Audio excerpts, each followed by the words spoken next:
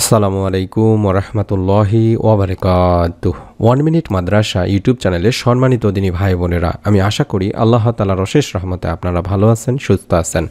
আলহামদুলিল্লাহ। এই মুহূর্তে যারা ভিডিওটি দেখছেন, আপনারা ফজরের নামাজ আদায় করার পরে আরও অতিরিক্ত 2 রাকাত বা 4 রাকাত অন্তত নামাজ আদায় করবেন, যে নিয়মে বা নিয়তে আমি শিখিয়ে দেব। এইভাবে নামাজটি যদি আদায় করেন, রব্বুল আলামিন আপনার আমল নামায় আজ এই শবে বরাতের রাতে তো আপনি যতটুকু আমল করেছেন, আলহামদুলিল্লাহ, আল্লাহ রাব্বুল আলামিনের প্রতিদান আপনাকে অবশ্যই দেবেন।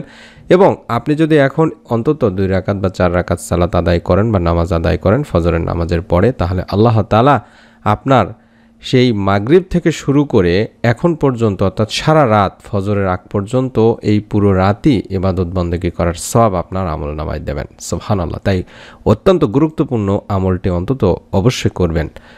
রাতের আমল আল্লাহ তাআলার কাছে অনেক বেশি পছন্দনীয় দিনী ভাই বোনেরা। আর যে ব্যক্তি রাত জেগে বিছানা থেকে উঠে নফল নামাজ বা তাহাজ্জুদের নামাজ পড়ে, তওবা ইস্তেগফার দরুদ শরীফ পাঠ করে, তাসবিহ তাহলিল পাঠ করে, তবে আল্লাহ তাআলার প্রশংসা করে, তবে আল্লাহ তাআলা এই আমলটি তার জন্য অত্যন্ত পছন্দনীয় এবং আল্লাহ তাআলা তাকে পছন্দ করেন এই আমলগুলোর কারণে। এছাড়াও যারা রাত জেগে দোয়া করে, জিকির আজগার করে, কোরআন তেলাওয়াত করে, তাসবিহ তাহলিল কাটায়, তারা এর অত্যন্ত গুরুত্বপূর্ণ একটি আমল করে থাকে, আর যেটা আল্লাহ রাব্বুল আলামিনের কাছে খুবই পছন্দনীয় এবং প্রশংসনীয়। একজন মানুষের জন্য প্রতিদিন সারা রাত জেগে আমল করা খুব কঠিন, সেটা আবার প্রতিদিন যদি জেগে জেগে করেন তাহলে আপনার জন্য আরও বড় কঠিন হয়ে দাঁড়ায়। তবে কেউ যদি একটা ছোট্ট আমল করতে পারে, তাহলে আল্লাহ তাআলা তাকে সারা রাত জেগে আমল করার সওয়াব দেবেন। সুবহানাল্লাহ। আপনি যদি এই আমলটি শুধু শবে বরাতের রাত না, প্রতি রাতেও করতে পারেন, প্রতিদিন যদি করতে পারেন, তাহলে আপনি প্রতিদিন এর সওয়াব পাবেন। সেই আমলের ব্যাপারে আল্লাহ রাসূল সাল্লাল্লাহু আলাইহি ওয়াসাল্লাম নিজেই বলেছেন আবু দাউদ শরীফের একটি হাদিসে, যে হাদিসটি আমি আপনাদের সামনে দেখাই দিচ্ছি। আশা করছি আপনারা এশার নামাজ জামাতের সাথে আদায় করেছেন, অর্থাৎ যে ব্যক্তি জামাতের সাথে এশার নামাজ আদায় করলো, সে যেন অর্ধেক রাত পর্যন্ত ইবাদত বন্দেগী করলো বা ইবাদতের সওয়াব লাভ করলো। আর যে ব্যক্তি এশা ও ফজরের নামাজ জামাতের সাথে আদায় করলো, সে যেন পুরা রাত জেগে ইবাদত করলো বা সওয়াব লাভ করলো। সুবহানাল্লাহ। এরকম আরও কিছু আমল আছে যেগুলোর কারণে আল্লাহ তাআলা, অর্থাৎ একটার কারণে বা একটার বিনিময়ে আরেকটার সওয়াব দিয়ে থাকেন। যেমন আপনি ফজরের সালাত আদায় করলেন, ফজরের নামাজ আদায় করলেন, তারপরে আপনি আরও অতিরিক্ত ইশরাকের নামাজ আদায় করবেন, তাহলে আপনার প্রথম 2 রাকাতের জন্য আল্লাহ রাব্বুল আলামিন আপনাকে উমরাহের সওয়াব দান করবেন। সুবহানাল্লাহ। এবং দ্বিতীয় 2 রাকাতের জন্য আল্লাহ রাব্বুল আলামিন আপনাকে কবুল হজের সওয়াব দান করবেন। তিরমিজি শরীফের হাদিস। সুবহানাল্লাহ, সুবহানাল্লাহ। আমি বুঝাইতে চাচ্ছি, আপনারা অবশ্যই ফজরের নামাজ আদায় করার পরে অন্তত ইশরাকের 4 রাকাত নামাজ আদায় করবেন। রব্বুল আলামিন আপনাদেরকে ইনশাআল্লাহ হজের সওয়াব দান করবেন, উমরা এবং কবুল হজের সওয়াব দান করবেন। আল্লাহ তাআলা তার বান্দাদের নেক আমল সহজ করার জন্য এভাবেই সওয়াব দিয়ে থাকেন তিনি ভাই বোনেরা। এই বিষয়টা এক হাদিসে স্পষ্ট করা হয়েছে। হযরত আবু দারদা রাদিয়াল্লাহু তাআলা আনহু থেকে হাদিসটি বর্ণিত হয়েছে, যেখানে তিনি বলেন, আমরা একবার আল্লাহ রাসূল সাল্লাল্লাহু আলাইহি সাল্লামকে বলি, হে আল্লাহ রাসূল সাল্লাল্লাহু আলাইহি ওয়াসাল্লাম, ধনী ব্যক্তিরা সওয়াবের ক্ষেত্রে আমাদের ছাড়িয়ে যাচ্ছে।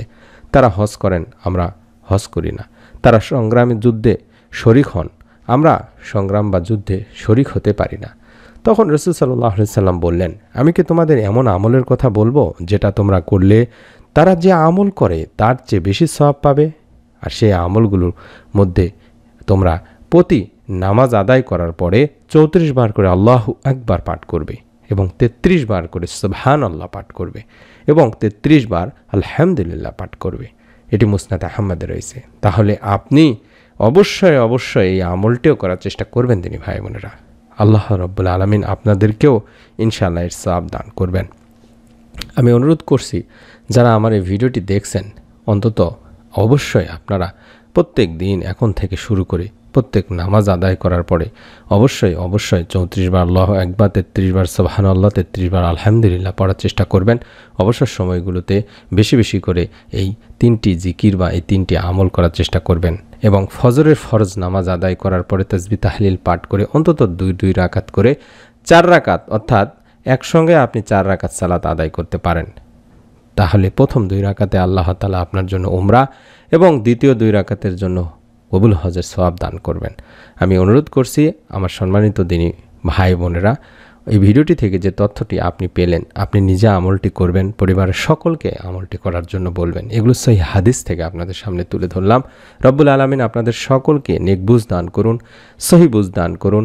দুনিয়া থেকে এমন কিছু আমল নিয়ে কঠিন কিয়ামতের দিন মুসিবতে আপনারা যেন দাঁড়াইতে পারেন, যার ওসিলায় আল্লাহ তাআলা আপনাদেরকে মাফ করে দেন এবং জান্নাতুল ফেরদাউস দান করেন। সকলে ভালো থাকুন, সুস্থ থাকুন। ভিডিওটি ভালো লাগলে মনে করলে অবশ্যই ভিডিওটিতে একটি করে কমেন্ট করতে পারেন এবং লাইক দিতে পারেন। এরকম সুন্দর সুন্দর আমলের, পরীক্ষিত আমলের অত্যন্ত গুরুত্বপূর্ণ ভিডিওগুলো সবার আগে যেন পেয়ে যান, মিস না করে ফেলেন, তার জন্য চ্যানেলটি সঙ্গে থাকার অনুরোধ করছি।